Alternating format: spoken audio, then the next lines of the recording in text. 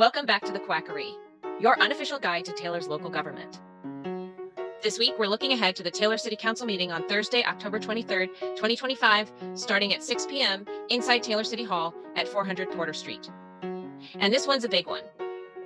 19 items deep, covering everything from infrastructure projects and new ordinances to financial reports, policy updates, and long-term planning decisions that will shape Taylor's future for years to come.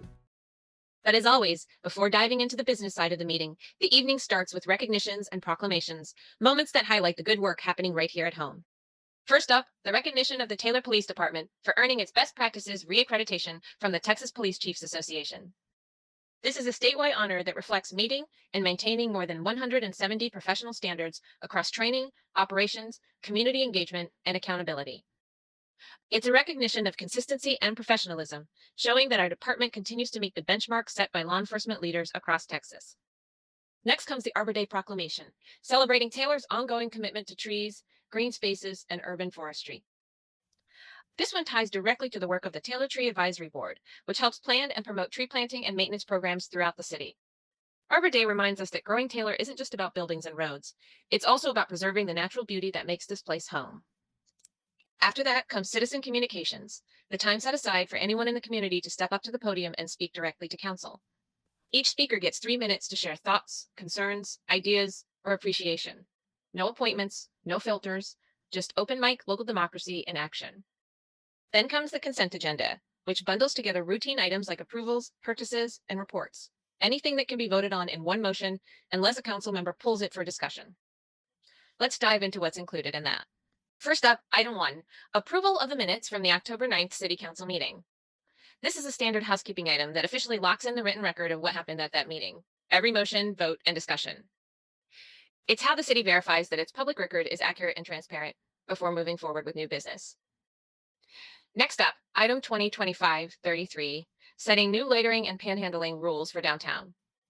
It bans sitting, lying, or sleeping in public areas and defines aggressive panhandling as approaching people for money in a way the city deems threatening or obstructive. Violations can mean citations, fines, or arrest. Despite strong public opposition at earlier meetings, this is on the consent agenda, bundled with routine items and likely to pass without discussion. The good for the city. Businesses say panhandling hurts downtown's image. The city argues this improves accessibility, safety, and visitor appeal. The concerns, critics say it criminalizes poverty instead of addressing it. The ordinance adds no housing or outreach resources, only penalties. Vague terms like aggressive invite selective enforcement and clash with Taylor's stated values of compassion and community. If approved, which it will be unless pulled, it gives police power to remove people simply for sitting or resting downtown. It may make Main Street look cleaner, but at the cost of visibility for some of our most vulnerable neighbors. This isn't just housekeeping. It's a decision about who's welcome in public space, passed quietly through consent, without conversation. Item 3 approves a purchase with Dell Financial Services for new computers across nearly every city department. Police, fire, IT, parks, streets, and more. The $113,942 cost was already budgeted as part of the city's regular tech refresh cycle, replacing outdated systems with faster, more secure equipment. The purchase goes through a state cooperative contract, meaning pre-negotiated government pricing and no lengthy bidding process. It's not flashy, but reliable tech keeps everything running, from emergency response to online bill payments.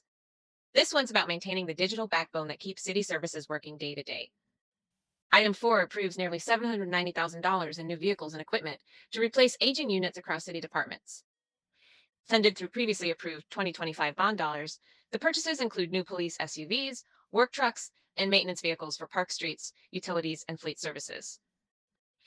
As part of the city's ongoing fleet management plan to retire high-mileage equipment, cut maintenance costs, and keep core services running smoothly. Item 5 adopts the updated city fee schedule for the new fiscal year effective November 1st. It's an annual housekeeping update adjusting what the city charges for things like permits, park rentals, and cemetery services. Most increases are small: airport rentals, cemetery fees, and a new park inflatables charge, plus a few tweaks to development review fees and software costs. Departments like police, fire, and utilities stay the same. Overall, it keeps each program covering its own costs and helps the city avoid bigger jumps later on. Item 6 presents the city's quarterly financial report for the period ending September 30th. It closes out the fiscal year showing steady growth and solid finances.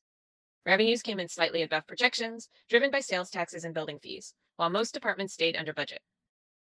Utility funds remained stable, and both hotel tax and Main Street event revenues saw healthy gains.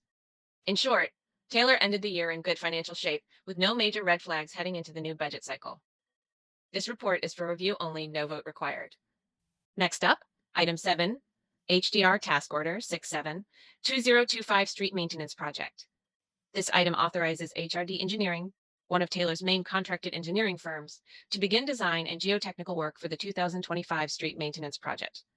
In plain terms, this is the planning and prep phase for next year's round of road repairs and resurfacing, primarily focused on Davis Street, along with nearby connectors. The funding for this work comes from the 2025 Certificates of Obligation COs, meaning it's part of the city's larger package of borrowed funds approved for infrastructure improvements. A task order like this means HDR will handle the technical side: surveying, pavement condition testing, soil sampling, that's the geotechnical part, and design of exactly how those streets will be repaired or reconstructed. Once that's done, the city will later bid out the construction phase to a contractor. A good infrastructure upkeep. Taylor streets have taken a beating with the increase in traffic from construction trucks, new subdivisions, and industrial growth. Investing in road maintenance prevents worse damage later and extends pavement life. Professional design work, using an experienced firm like HDR, helps ensure the repairs meet engineering standards and are designed for longevity rather than quick fixes. Fundated through COs. Because this is already part of the 2025 Certificate of Obligation funding, it's not a surprise expense, it's planned and financed. Long-term savings. Doing soil and base testing before repaving avoids the pave it now, dig it up later problem that costs more down the road. The bad, debt-funded, not pay-as-you-go. Certificates of obligation are a form of debt that residents repay with interest over time. While roadwork is necessary, repeated borrowing for routine maintenance can strain future budgets. No public input on project priorities. The specific streets and timelines are selected internally by Public Works and consultants. Residents don't get a chance to weigh in on which streets most need attention before these contracts are approved. Over-reliance on HDR. Taylor uses HDR for a long list of engineering projects, from water lines to road design, which can limit competition and transparency. It's efficient for staff, but it's also a concentration of influence in one firm. Lack of clear communication. The agenda doesn't include a project map or cost breakdown for this phase. Residents on Davis Street or nearby won't know when work starts or how long it'll take unless they hunt for updates later. What it means for Taylor residents. If you live or drive along Davis Street, this is the first sign that improvements are coming, though not immediately. The design work happens now, construction likely sometime in 2026. This kind of infrastructure work is essential for keeping neighborhoods drivable and safe. Smooth, well-maintained roads also improve property values and reduce vehicle wear. However, because it's funded through certificates of obligation, residents are effectively financing the project through future debt payments. Over time, as more of these maintenance projects are bundled into COs, it can limit how much borrowing capacity the city has left for larger capital projects or force rate increases later to balance debt service. Why it matters. Street repair is one of the most visible forms of city service. Everyone notices it, everyone depends on it, and everyone gets frustrated when it's neglected. But the deeper question here is how Taylor pays for maintenance. When cities rely too heavily on debt for basic upkeep, they risk building beautiful infrastructure today that becomes financially unsustainable tomorrow. This task order shows progress and planning, but also underscores the need for a long-term maintenance strategy that balances borrowing with pay-as-you-go funding, prioritizes public input on which areas need attention most, and communicates timelines more clearly to residents. In short, fixing streets is good, but the way we fund and plan it matters just as much as the asphalt itself. Item 8 authorizes HDR Engineering to prepare a preliminary engineering report for extending Wesley Miller Lane on Taylor's southwest side. It's an early planning phase, studying routes, drainage, and costs to support future traffic and development in that area. The work is funded through 2025 Certificates of Obligation, part of the same debt package funding other infrastructure projects on this agenda.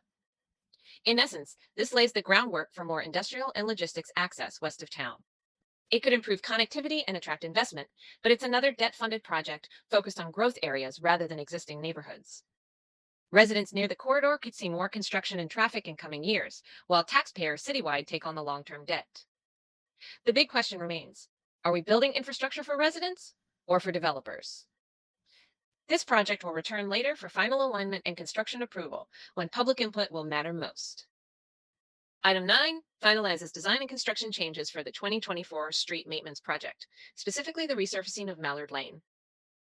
The project, originally running from North Drive to Carlos G. Parker, will now extend east to Main Street.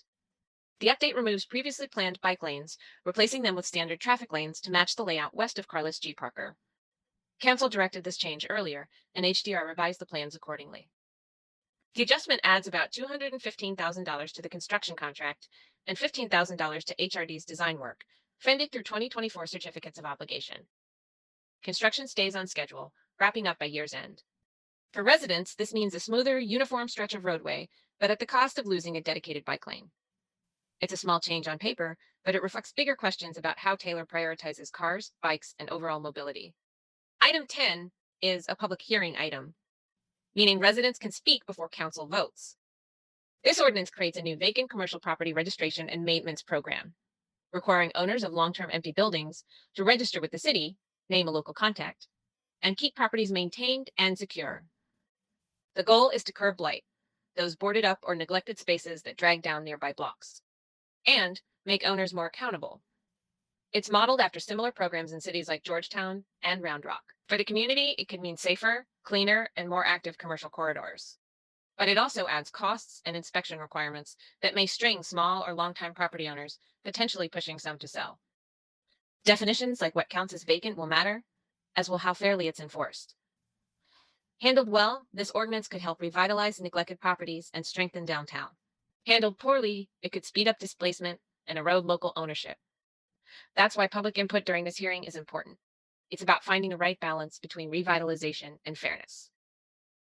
With consent items done and the hearing wrapped up, council moves into the regular agenda, starting with one of the biggest items of the night, a discussion on city charter amendments and forming a charter review committee. The city charter is essentially Taylor's constitution. It defines how the city council, mayor, and city manager share power, how elections work, and how citizens can petition or call for referendums. It hasn't had a full update in years, and this discussion begins the process of reviewing it. The proposal is to create a charter review committee, likely made up of community members, to study the current document, identify outdated sections, and recommend updates. Those suggestions would go to council, and any approved changes would eventually appear on a future ballot, likely in 2026. A review like this can modernize outdated language, improve transparency, and even rebalance power between city leadership and residents as Taylor grows. But how the process is handled matters. If committee members are handpicked by council, it risks becoming an insider exercise instead of a community one. Charter reviews can also expand beyond housekeeping, touching on sensitive topics like term limits, recall powers, or the city manager's authority. Without clear boundaries and open discussion, it could easily tilt power further upward instead of sharing it out. This conversation might not sound flashy, but it's one of the most consequential items on the agenda. The charter sets the rules for how democracy functions in Taylor, who gets a voice, who gets authority, and how transparent the system truly is. Residents should tune in early, ask who will serve on the committee, how meetings will be held, and how public input will shape the process. Because once those amendments reach the ballot, the framework for Taylor's future will already be written. Next up, one of the biggest items of the night, the Downtown Master Plan. This plan lays out Taylor's long-term vision for downtown, guiding land use, design, infrastructure, walkability, and economic development over the next decade or two. It's the roadmap for what downtown will look and feel like in the years ahead. On paper, it's full of positives: better sidewalks and crossings, coordinated design standards, historic preservation, and a more walkable, connected core. A solid plan like this can attract grants, investment, and local business growth. But the question is, who helped shape it? Public outreach for this plan was limited, with low turnout and little participation from neighborhoods like the South Side, which borders downtown and has long been left out of major reinvestment efforts. The plan focuses heavily on beautification and redevelopment, but leaves out protections for affordable housing, legacy small businesses, or anti-displacement measures. Without those safeguards, revitalization risks pushing out the very residents and business owners who built Taylor's character in the first place. For Southside residents, this plan could mean watching new lights and sidewalks go up next door while cracked streets and drainage issues remain unresolved. For others, it's progress, but for some, it's a warning. If the city wants this plan to serve everyone, it needs genuine outreach in every district, clear equity goals, and annual progress reports. Because revitalization without inclusion isn't progress, it's erasure. And real planning happens with people, not for them. Item 13 introduces 3 new council policies that, together, reshape how civic expression works in Taylor, who gets recognized, who gets heard, and how residents can engage. Resolution R25-23, Proclamation Policy.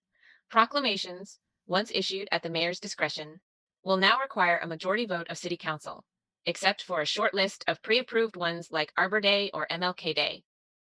That means a simple majority can block proclamations recognizing Pride, Juneteenth, or other community observances. This policy has drawn strong public pushback. Many residents spoke out, urging the city to make proclamations more inclusive to ensure all communities are represented. But instead, the result appears to do the opposite, making the process less inclusive by putting public recognition behind a political gate. Supporters say the change promotes fairness and consistency. But in practice, it shifts control from the mayor to the council majority, letting them quietly decide which groups are visible and which are not. Denied requests don't require public explanation, leaving residents without clarity on who objected or why. Resolution R25-24, Social Media Policy. This defines how council members can use social media. The intent is to prevent misinformation and separate official communication from personal posts. But vague rules could lead to deleted comments or restricted dialogue, limiting one of the few direct ways residents interact with their representatives. Resolution R25-25, Rules of Decorum. This outlines respectful conduct during public meetings. Order is important, but loosely defined standards can be used to silence emotional or critical speakers, turning public testimony into something that's allowed only when it's comfortable. Why it matters. Individually, these may sound procedural. Together, they mark a shift from open participation to managed control.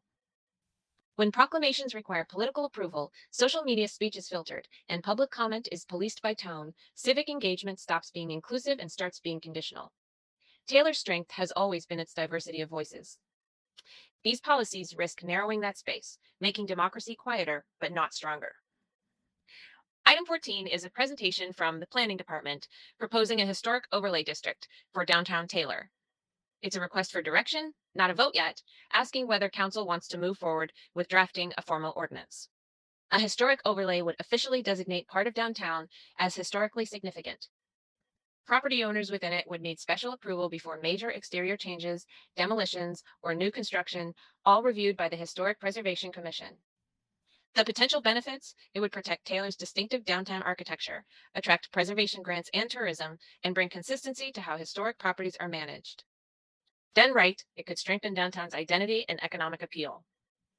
The concerns: the proposed boundaries focus solely on the commercial core, leaving out historically Black and Hispanic neighborhoods like the South Side and East End, areas equally rich in history, but lacking investment.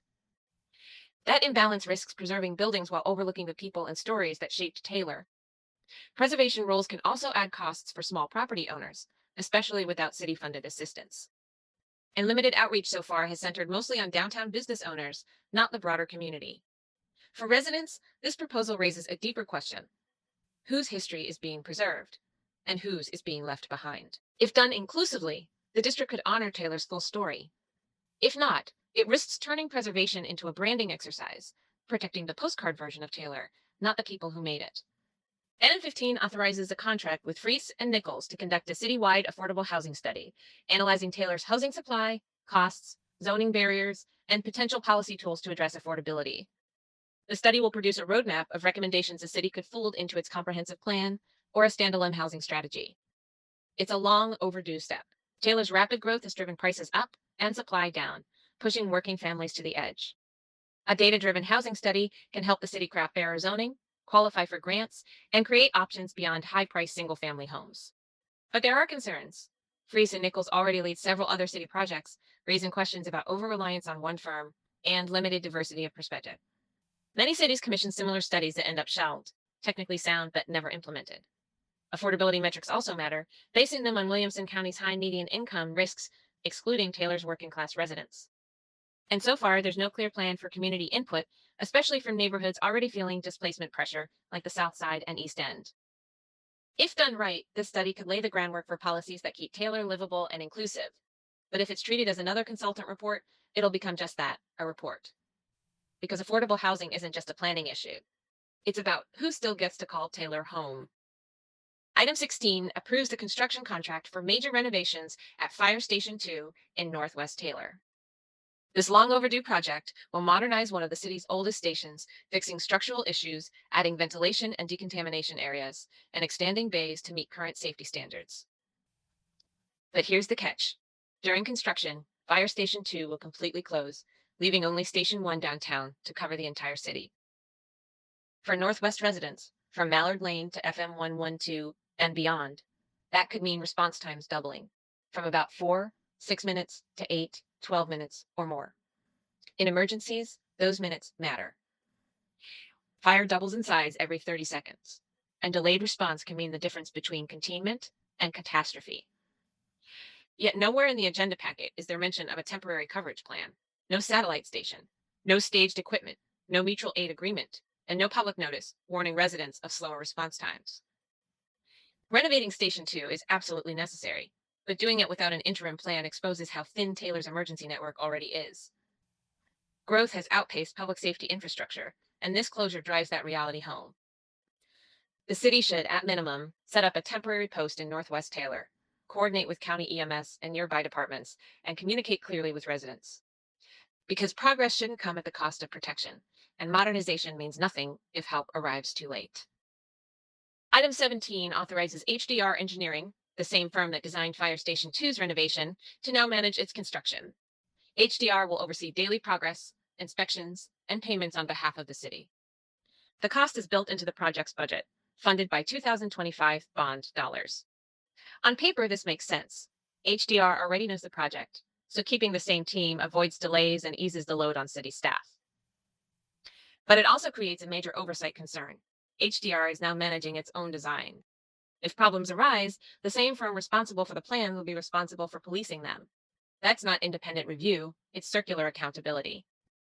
HDR already holds contracts for most of the city's major infrastructure projects, streets, drainage, and now fire facilities, raising broader questions about vendor consolidation and transparency. With no external auditor or public progress tracker, residents have little visibility into how the project is performing or whether timelines are being met. And for Northwest Taylor, already facing doubled emergency response times while the station is closed, delays or cost overruns would make that gap even worse. The city should publish monthly updates, assign an independent project liaison, and commit to a firm reopening date. Because when one firm designs, manages, and reports on nearly everything, residents deserve more than trust. They deserve verification. Item 18 awards a construction contract to G Creek Construction for upgrades at Bull Branch and Murphy Parks, funded through the 2025 Certificates of Obligation. The work includes trail resurfacing, lighting improvements, drainage repairs, and general infrastructure updates, all aimed at improving accessibility, safety, and long-term maintenance. These are two of Taylor's most loved gathering spaces, so residents will see and feel the benefits right away. It's encouraging to see continued investment in public spaces, the places where the community connects, plays, and unwinds. The only question now is whether other neighborhood parks will be part of future rounds of improvements so that every area of the city benefits over time. For now, this project is a welcome reminder that caring for shared spaces strengthens the whole community, one park at a time. And finally, the last item of the night, item 19, authorizing a construction contract for the Taylor Regional Park Synthetic Turf Project.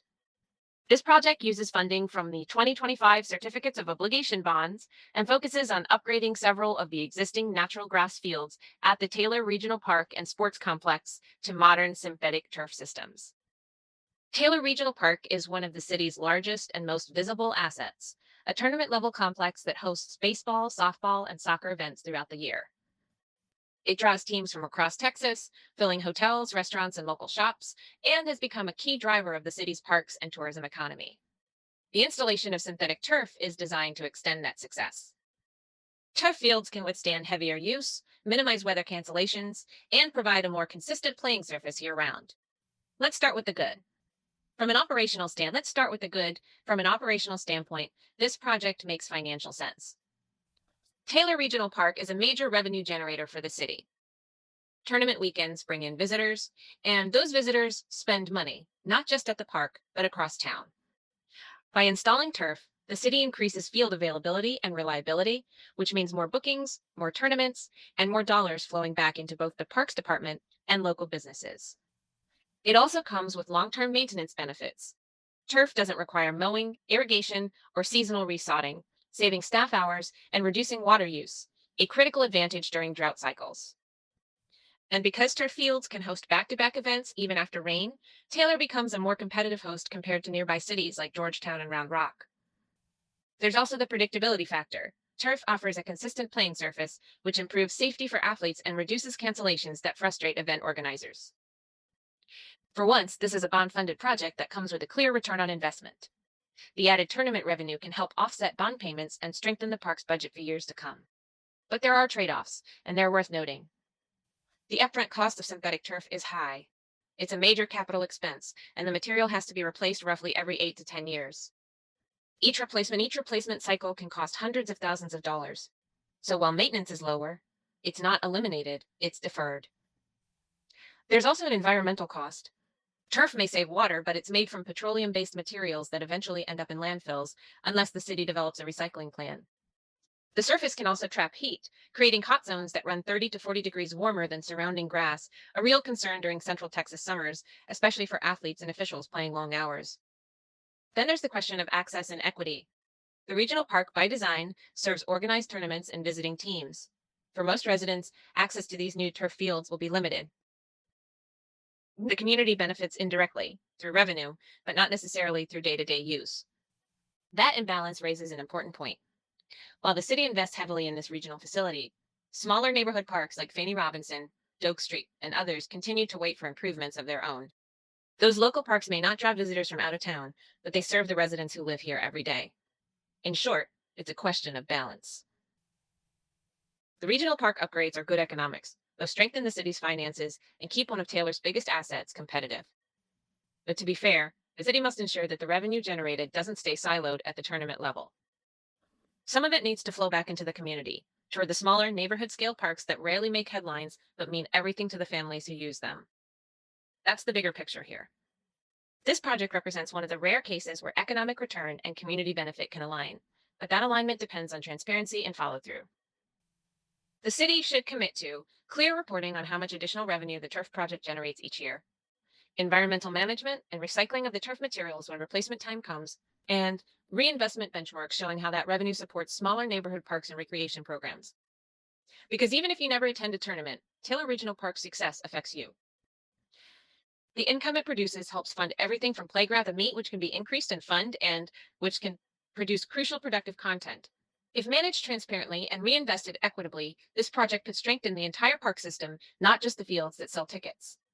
But if not, it risks widening the same divide seen in other areas of city planning, where the most visible parts of Taylor receive the most investment, while smaller, everyday spaces remain overlooked. So as the final item of the night, this one captures the theme running through much of the meeting. Growth and progress are good, but only if they're shared. If the city wants residents to believe in its long-term vision, it must make sure the wins at the top, whether downtown, at the regional park, or along Main Street, reach every corner of the community. That's how Taylor grows not just bigger, but stronger together. And that wraps up the October 23rd, 2025 Taylor City Council meeting, all 19 items. From infrastructure upgrades and park investments to housing, planning, and policy changes, this meeting covered nearly every part of life in Taylor. Some items push real progress. Others raise bigger questions about transparency, balance, and who's being heard as the city grows. Taylor's moving fast, building, planning, approving, but the real test is making sure everyone moves forward together. Growth only matters if it's shared. So keep watching, keep asking questions, and stay engaged. Every ordinance and contract shapes the future we all live in. And if you've stuck with me to the end, thank you. Staying informed isn't easy, but it's what keeps local government accountable. This has been the Quackery, bringing transparency one agenda at a time, because more ducks in the pond means more voices in the conversation. Make sure yours is included.